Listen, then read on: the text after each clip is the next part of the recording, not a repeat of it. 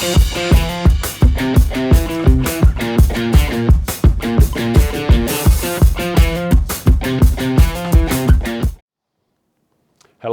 I'm Senator Jake Anderegg, and welcome to Jake's Views and Review, Week 6. We're just finishing up Week 6 and getting into Week 7 of the 2021 General Legislative Session. All right, let's get into 3 bills that passed this week and 3 bills that are coming up that you should keep your eye on.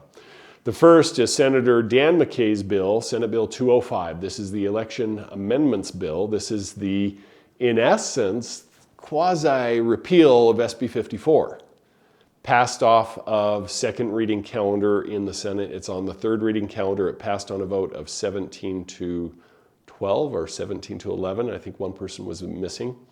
So we'll see. Today's Friday, and it's going to be on the calendar tonight, and we'll see if it passes off a third reading calendar. But that's the one that basically says if the parties will move their threshold to securing the nomination from 60% to 66%, then they can do just a caucus convention only path for their nominees. So keep your eye on that one. Second one that passed was House Bill 147. This is the revenge porn amendments, and this is partly coming with the McCluskey case and what happened to that poor lady. This is a good bill, and I voted for it. In fact, I think it got unanimous support. I don't think anyone voted against it, but it actually just says we heighten some of the penalties for, you're with someone, you take some inappropriate pictures, a year later you break up, and someone's angry, and so they start sending your nude pictures to family members and crap like that and extort money from you. It's totally gross and inappropriate, but I think it's a good bill. So the last bill that passed is House Concurrent Resolution 8, and this is like a no-brainer bill. This resolution basically is concurrent resolution on education, and this is just reasserting from the legislature and the governor that the number one person or people who is responsible for the education of a child, their child, are the parents. That teachers, administrators, educators, state superintendent, all of those are support to the parents making sure that their children are getting educated appropriately. So it's just reasserting that fundamental right and belief. So all those passed. Now let's talk about 3 bills that are coming up. First is my bill, Senate Bill 122, that actually passed out of the Senate. It's now moving to the House. This is the 50-50 presumption for child custody. We ended up compromising. We removed the rebuttable presumption component of this, and that called off the dogs from the family law attorneys that were all up in arms over it. But it did put in what we're calling a cookie cutter provision that allows a judge to award 50-50 custody so long as it's warranted, always maintaining the highest, maintaining that the child's best interests are always preserved. So it does, so far the current law only had a 60-40 as the best that you could do. This set up a scenario where judges would have better options to do 50-50 when it's warranted. So that passed out of the Senate. It's going to be over in the House. I think at this point it should be a consensus bill and it shouldn't have too much opposition.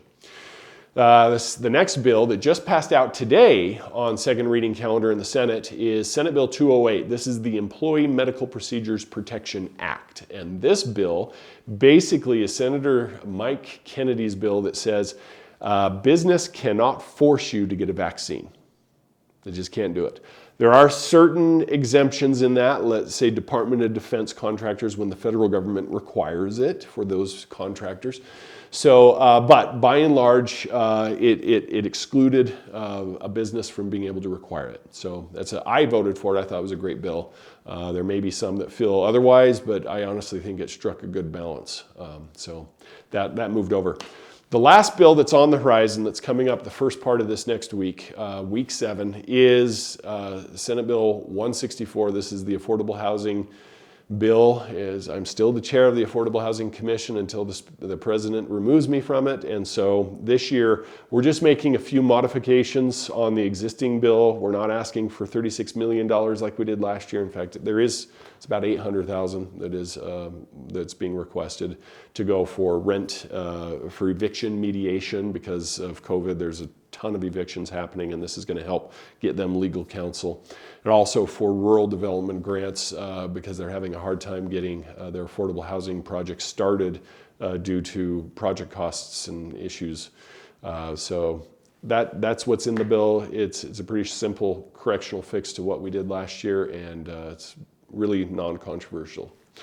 So those are 3 bills that passed. There's 3 bills that are still on the horizon, and I'm always open to hearing from you, the constituents, as to what your interests or concerns are. You can always reach out to me, shoot me an email, jandereg@le.utah.gov. You can call me or shoot me a text at 801-901-3580. Follow me on Facebook or Twitter, political_Jake, Jake Anderegg on Facebook. But it's just awesome. We're winding up here, and I'm getting really tired. So hopefully this will all end, and we'll have be able to go back to our normal lives and have a good time. So appreciate all of your input, and I really appreciate the opportunity to serve you. And this is Senator Jake Anderegg coming to you from the Utah State Capitol Complex and saying thank you, and we'll catch you next time.